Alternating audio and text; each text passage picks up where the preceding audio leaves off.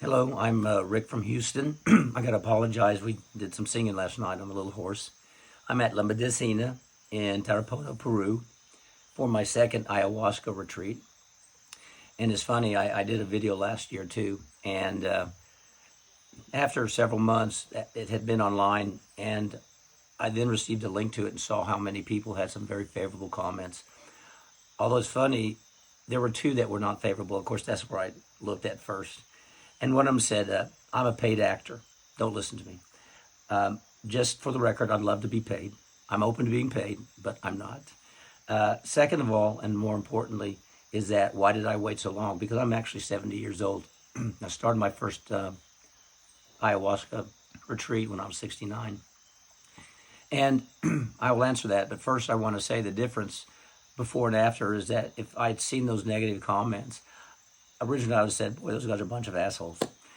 But my first thought last year after I saw those comments, I thought, boy, I wish I could arrange for those people to come do ayahuasca because it's so beneficial and so rewarding. Their negative concepts would go away. Now, I think everybody has a time and place to do medicine.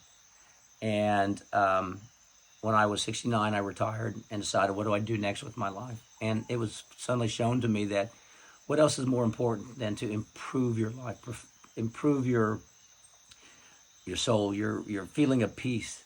I was just sort of a redneck in Texas, enjoyed drinking beer and doing all the stuff rednecks do, if you will.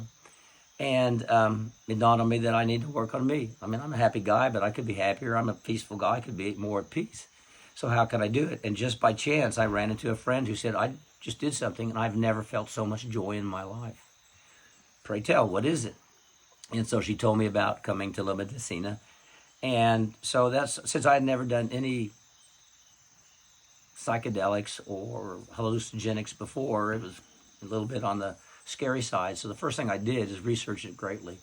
And that was good I did that because I know there's some places that are not as up and safe as La Medicina is. And I believe that out of all of the possible retreats, this is by far the safest, best organized. It's in Peru where they actually harvest and create the medicine. And so it was a place I chose to come. And I was rewarded by coming here. There's a lot of ceremony. They're very careful. They during the interview process, they even want to make sure that you're not taking any medications that will interact with ayahuasca. So I feel like I was in, and am in the very, very, very best place. I didn't really know what to expect, just that I was going to do something that was going to help me become more enlightened, if you will. And then I took it that first night. We'd already done the ceremonies, and it changed my life. And it also taught me that not only is there change that can be done through psychedelics, but it also showed me that I can do it on a continuous basis, which I've done all throughout this year. And if you could see a before me and an after me, you wouldn't recognize the person that I am today. Yeah, to have so much more gratitude in your in your mind, excuse me, much more appreciation, love, seeing people as part of yourself, seeing that the only thing we can't affect people. Some of my visions were a lot of war, a lot of battles, and at the end, my thought, I was screaming, why do humans not learn? We keep battling from century to century, more battles and more battles. We're guided by politicians and world leaders that don't have our best interest in mind.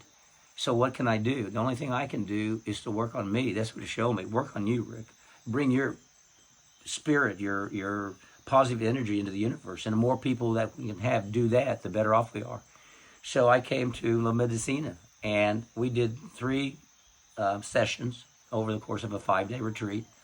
And each session showed me stuff.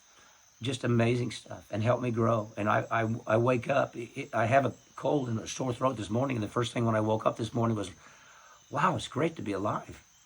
And what was really great about this retreat is I brought a son. And we did it. You know, I always thought that a father-son outing would be to go to a baseball game. I never thought it would be to go to the deepest part of the Amazon in Peru and do psychedelic medicine. But it was very rewarding because he was able also to talk about feelings that he's had in the past that had helped him grow as far as our relationship. And it's brought us even closer together, which I thought we were very close even before. But I was very worried. There was a traumatic event back in my childhood that I was very scared that it'd come up because it was so traumatic. It was the loss of a loved one. I was very young and I didn't see it coming. I didn't know I was about to lose the only person that loved me unconditionally. And when I found out, it just destroyed my life.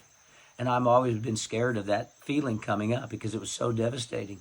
So after 2 sessions now, 2 retreats, I obviously the medicine takes you where you want it to go, but it also allows you to have some choice in it. So I thought I need to look into that. And I turned around and looked back towards this relative's death, and I was just blown away. The pain was all gone. And I felt such an uplifting of spirit. It was unbelievable. And I feel like every morning I get up and something of gratitude comes up in my mind.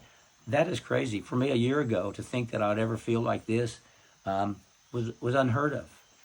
And I can attribute it to the genesis starts with ayahuasca and the gentle molding of the facilitators at this retreat, because they're highly trained, but even more, they're highly personable. I get the feeling that they are for us 100%. There's no ego involved for themselves.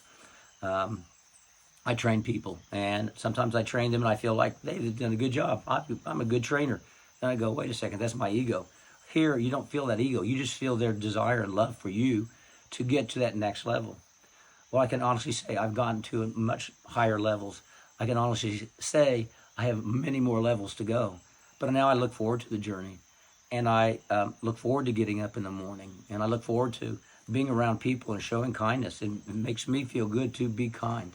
It makes me feel good now that I don't take it personal when people have their own issues, but put it on me. There's so many benefits. And at the end of the day, what else do we have but ourselves?